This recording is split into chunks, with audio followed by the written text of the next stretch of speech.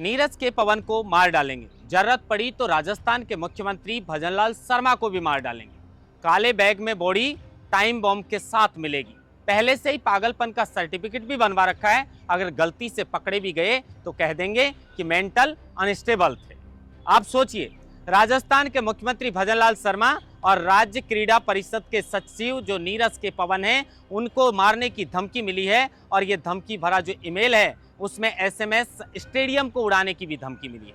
5वीं बार ये धमकी मिली है। उसके बाद राजस्थान का प्रशासन हो या बम निरोधक दस्ता हो या डॉग स्क्वाड की टीम हो, पूरी तरीके से तैनात है। इस पूरी खबर पर विस्तार से आज बातचीत करेंगे। लेकिन राजस्थान के बेरोजगार युवाओं का मुद्दा, राजस्थान की सब इंस्पेक्टर की भर्ती, उसको लेकर सवाल जो सरकार है उसको कोर्ट में अपना जवाब पेश करना था। लेकिन सरकार ने कहा है कि 4 हफ्ते का और हमें टाइम चाहिए, क्योंकि देश में जिस तरीके की विषम परिस्थितियां बनी हुई थी, मंत्रियों को प्रशिक्षण दिया जा रहा था और कुछ मंत्रियों की जो है वो स्वास्थ्य खराब होने के चलते मीटिंग नहीं हो पाई है। कोर्ट ने साफ तौर पर फटकार लगाई है, क्योंकि कोर्ट पहले सरकार को कई बार इस मामले को लेकर जो है वो टाइम दे चुका है। लेकिन अब 4 हफ्ते का जब टाइम मांगा गया तो आखिरी बार अब 10 दिन का जो है वो टाइम सरकार को दिया गया है कि सरकार 10 दिन के अंदर सब इंस्पेक्टर भर्ती को लेकर अपना जवाब जो है वो कोर्ट के अंदर पेश करेंगे। अब आप सोचिए ये मुद्दा कितना लंबा होता जा रहा है। वो सन्नी देओल का फिल्म का डायलॉग है कि तारीख पर तारीख, तारीख पर तारीख, तारीख पर तारीख। ये तारीख पर तारीख राजस्थान के बेरोजगार युवाओं को नहीं है, ये आपके उन वादों को भी तारीख पर तारीख आप दे रहे हैं जिनको आपने चुनाव से पहले विपक्ष में रहते हुए उठाया था। उसके बाद चुनाव में सबसे बड़ा मुद्दा यही आपका बना था। उसके बाद राजस्थान में सरकार सत्ता में आई थी बीजेपी, और कैबिनेट मंत्री किरोड़ी लाल मीणा इस मुद्दे को लेकर लगातार मुखर आए। उन्होंने बेबाकी के साथ इस मुद्दे को उठाया। लेकिन अब सरकार ने फिर से कोर्ट में टाइम मांगा है। 10 दिन का टाइम मिला है, सरकार जवाब पेश करेगी। 21 मई को इस मामले को लेकर मीटिंग जो है वो सरकार की होनी है। नमस्कार, आप देख रहे हैं लोकमत हिंदी और मैं हूं आपके साथ महेंद्र बांसोटा।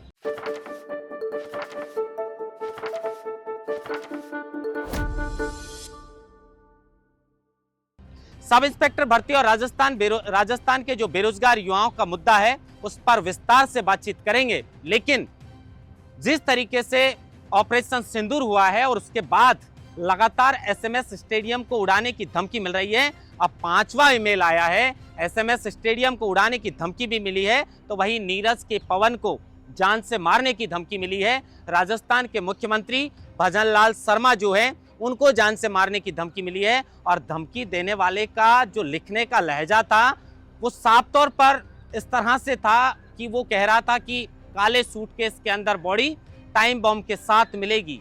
पागलपन का सर्टिफिकेट हमने पहले से बनवाया हुआ है, अगर पकड़े भी गए तो कह देंगे कि साहब पागलपन का सर्टिफिकेट है। लेकिन जैसे ही ये खबर मिली है और राजस्थान के मुख्यमंत्री भजनलाल शर्मा को उड़ाने की जान से मारने की धमकी मिली है, नीरज के पवन को जान से मारने की धमकी मिली है, एसएमएस स्टेडियम को जो है वो उड़ाने की धमकी मिली है, उसके बाद प्रशासन पूरी तरीके से अलर्ट हो चुका है। डॉग स्क्वाड की टीम हो या बम निरोधक दस्ता हो, उन्हें जो है वो कहीं ना कहीं पूरी तरीके से एक्टिव कर दिया है।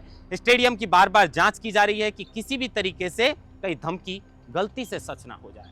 अब आप सोचिए, बार बार धमकी मिल रही है और इसमें नीदरलैंड का जो है वो आईपी एड्रेस मिला है। लेकिन लगातार जो साइबर सेल की टीमें हैं वो इस बात का पता करने में लग रही हैं कि आखिर ये धमकी भरा ईमेल आया कहां से है। कई बार ऐसा हुआ कि एक रेप पीड़िता को न्याय नहीं मिलने की वजह से जो है वो एसएमएस स्टेडियम को उड़ाने की धमकी मिली। लेकिन अब कहा गया है कि पाकिस्तान से पंगा मत लेना, मतलब इसके तार कहीं ना कहीं पाकिस्तान के अंदर, चाहे वो ऑपरेशन सिंदूर हो, ऑपरेशन सिंदूर के बाद जिस तरीके से भारत ने पाकिस्तान की तरफ से जो ड्रोन आए या फिर जिस तरीके से भी पाकिस्तान ने हमला करने की कोशिश की, उसको जो मुंह तोड़ जवाब दिया गया है, कहा जा रहा है कि हो सकता है एक वो भी एंगल हो। अब सरकार और जो साइबर सेल की जो टीमें हैं लगातार इस बात का पता करने की कोशिश कर रही हैं। बार बार एसएमएस स्टेडियम का और नीरज के पवन का अब नाम आया है, तो कहीं ना कहीं चारों तरफ से तार जोड़कर ये पता लगाने की कोशिश जो है वो साइबर सेल की टीमें कर रही हैं कि आखिर धमकी देने वाले ने ये धमकी दी क्यों है। और राजस्थान के मुख्यमंत्री का भी नाम इसमें लिया है। तो अब ये साइबर सेल की टीमों का काम है, लेकिन प्रशासन की जिम्मेदारी है कि वो पूरी तरीके से एक्टिव रहे। सब जो जगह हैं, क्योंकि अभी बरसी गई थी, जो 2008 में बम ब्लास्ट हुआ था, तो उस दर्दनाक हादसे को और उस काले दिन को हम भूले नहीं हैं। 2008 के अंदर जिस तरीके से जयपुर में सिलसिलेवार 8 धमाके किए गए, जिनमें लगभग 71 लोगों ने अपनी जान गंवाई और लगभग 216 के आसपास जो लोग हैं वो इसमें घायल हो गए थे। तो सरकार और प्रशासन इस मामले को लेकर पूरी तरह अलर्ट पर है, लेकिन ये बड़ी बात है कि नीरज के पवन और राजस्थान के मुख्यमंत्री भजनलाल शर्मा को धमकी मिली है और पागलपन के सर्टिफिकेट की भी इसमें बात की गई है।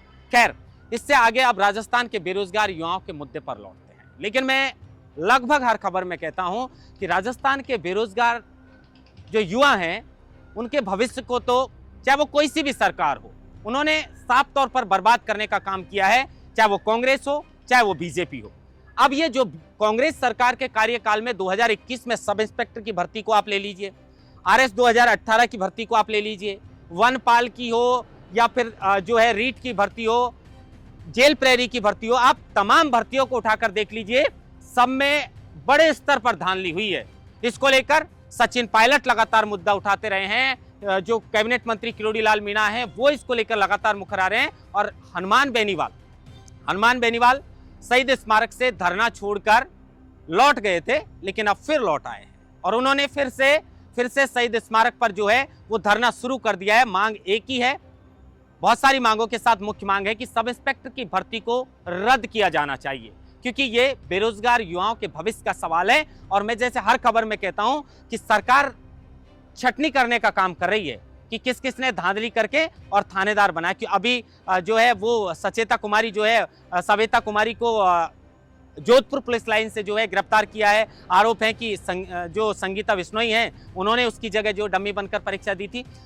कह सकते हैं कि अब तो लगभग 150 के आसपास इस मामले को लेकर पूरी गिरफ्तारियां हो चुकी हैं। 50 से ज्यादा तो ट्रेनी एसआई जो हैं वो पकड़े जा चुके हैं। अब आप सोचिए कितने बड़े स्तर पर धांधली हुई है, लेकिन उसके बाद भी अभी सरकार ने यह बहाना लगाया है कि देश में जिस तरीके की विषम परिस्थितियां थी उनको देखते हुए सब जो है वो प्रशिक्षण में बिजी थे। अब इस मामले को लेकर 21 तारीख को मीटिंग होगी। हमें समय चाहिए, लेकिन समय कितना चाहिए? 4 साल का वक्त बीत चुका है और जिस मुद्दे को लेकर आप सत्ता में आए हैं, अगर उसी पे आप तरीके से जल्दबाजी में जो है नहीं फैसला ले सकते हैं, उन बच्चों के भविष्य के लिए नहीं फैसला ले सकते हैं, तो कब लेंगे? राजस्थान के बेरोजगार युवा बहुत नाराज हैं, क्योंकि राजस्थान में एक धंधा सा बन चुका था, अगर आपको सरकारी नौकरी लगनी है आप पैसा दे दीजिए, आप नौकरी लग जाएंगे। और इसी बात को लेकर राजस्थान के बेरोजगार युवाओं ने और उनके परिजनों में बीजेपी सरकार पर भरोसा किया था कि अगर बीजेपी सरकार आएगी तो जरूर हमारे बच्चों के भविष्य उज्जवल होंगे। और राजस्थान के बेरोजगार युवा सोच रहे थे कि हमारे भविष्य उज्जवल होंगे, ईमानदारी से भर्ती होंगी, और जिन भर्तियों के अंदर धांधली हुई है उनमें सरकार जो है वो गहलोत सरकार के अंदर जो धांधली हुई है उससे पर्दा उठाने का काम करेगी। लेकिन वो कहते हैं ना कि सरकारें कोई सी भी आए, ये एक ही थाली के चट्टे बट्टे होते हैं।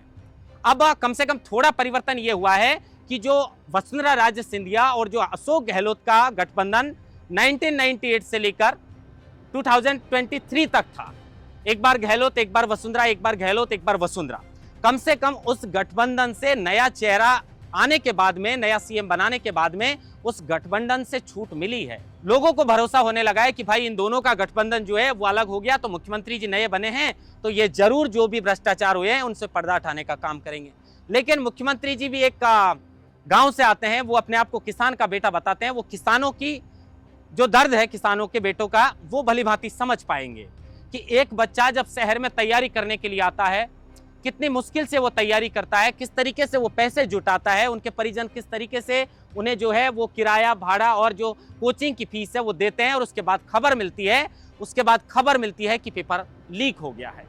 अब आप पर भरोसा जताया है मुख्यमंत्री जी, तो कम से कम और राजस्थान के विकास अलग बात है, लेकिन राजस्थान के अंदर जो एक ये प्रचलन सा बन चुका था कि फर्जीवाड़े से ही नौकरी लगी जाती है, ईमानदारों का राजस्थान में कुछ नहीं बचा, अस्तित्व ही खत्म है, पढ़ने वालों को नौकरी मिलेगी नहीं।